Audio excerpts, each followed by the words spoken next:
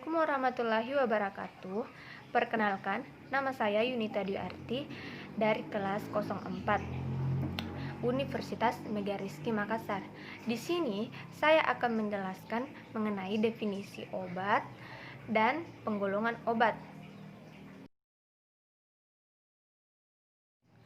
Obat adalah semua bahan tunggal atau campuran yang digunakan oleh semua makhluk untuk bagian dalam maupun bagian luar, guna mencegah, meringankan, maupun menyembuhkan penyakit. Obat merupakan semua zat baik kimia, hewani, maupun nabati yang dalam dosis layak menyembuhkan, meringankan, atau mencegah penyakit. Obat terdiri menjadi beberapa golongan. Yang pertama yaitu obat bebas terbatas, obat keras, psikotropika, narkotika, fitofarmaka, jamu, obat herbal terstandar atau OHT. Yang pertama yaitu obat bebas. Obat golongan ini termasuk obat yang relatif paling aman, dapat diperoleh tanpa resep dokter. Selain di apotik, juga dapat diperoleh di warung-warung. Obat bebas dalam kemasannya ditandai dengan lingkaran berwarna hijau. Contohnya yaitu paracetamol, vitamin C, asetosal, dan obat batuk hitam atau OHT.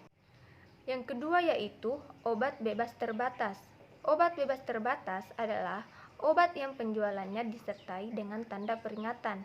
Obat ini ditandai dengan lingkaran biru bergaris tepi hitam. Contohnya yaitu CTM dan mebendazole. Selanjutnya yaitu obat keras dan psikotropika.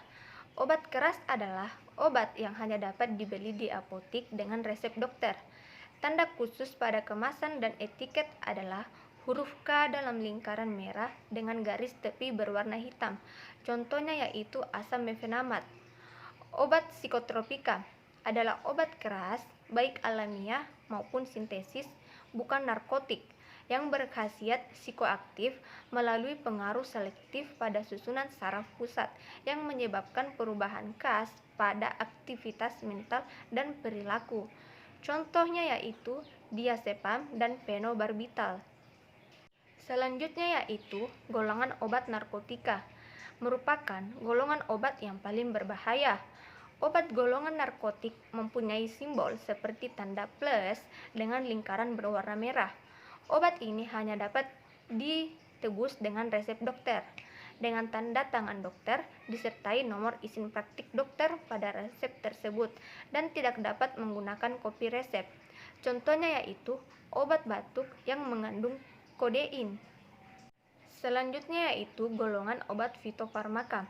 Golongan obat ini memiliki tanda kristal salju berwarna hijau pada lingkaran kuning dengan tepi warna kuning. Perbedaannya dengan obat herbal biasanya terletak pada proses pengolahan bahan herbal yang telah ditunjang oleh bukti ilmiah secara penelitian sampai ke manusia, sehingga dapat disetarakan dengan obat modern. Selanjutnya yaitu obat herbal terstandar atau OHT. Golongan obat ini ditandai dengan simbol lingkaran warna kuning dengan garis tepi hijau dan gambar 3 buah bintang hijau di dalamnya. Obat ini merupakan obat yang diekstrak dari bahan alam seperti dari tanaman, hewan, maupun mineral. Umumnya, obat ini telah ditunjang dengan bukti ilmiah, yaitu secara rumit, keterampilan, dan teknologi tinggi. Contoh obat yang merupakan obat herbal terstandar adalah obat untuk meredakan rasa nyeri saat haid dan obat untuk menyembuhkan diare. Yang terakhir yaitu golongan obat herbal atau biasa disebut dengan jamu. Kemasan obat ini dilabeli dengan gambar logo tumbuhan atau pohon berwarna hijau dengan lingkaran hijau. Bahan dasar dari obat herbal terbuat dari seluruh bagian tanaman yang telah diolah untuk mendapatkan khasiatnya sesuai dengan prosedur keamanan. Obat herbal atau jamu biasanya secara turun-temurun selama beberapa generasi karena dinilai berkhasiat menyembuhkan berbagai penyakit. Contoh obat herbal yang sering ditemukan di pasaran adalah obat untuk mencegah masuk angin. Itulah tadi mengenai informasi yang dapat saya berikan mengenai definisi obat dan penggolongan obat. Jangan lupa like video ini. Terima kasih. Assalamualaikum warahmatullahi wabarakatuh.